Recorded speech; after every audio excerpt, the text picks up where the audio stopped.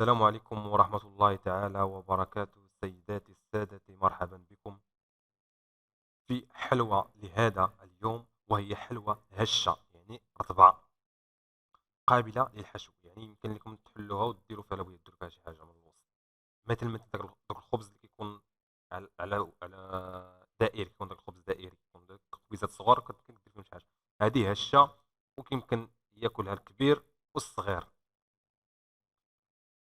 ولكم إليكم المقادير: نحتاج كوب ديال الطحين، وثلاث أرباع كوب زيت نباتي، وكوب ديال السكر، وأربع بيضات، وملعقة صغيرة ديال الفانيلا، وكوب عصير برتقال، وملعقة صغيرة ديال الملح، وملعقتان صغيرتان ديال بينج بودر.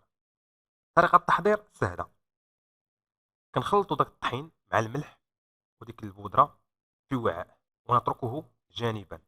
من بعد كنطربوا داك البيض والسكر مع الفانيلا حتى يصبح الخليط كريمي. من بعد كنضيفوا الزيت وعصير البرتقال مع الخفق، يعني كنبقاو نخلطوا كما كنقولوا. ومن بعد كنضيفوا الخليط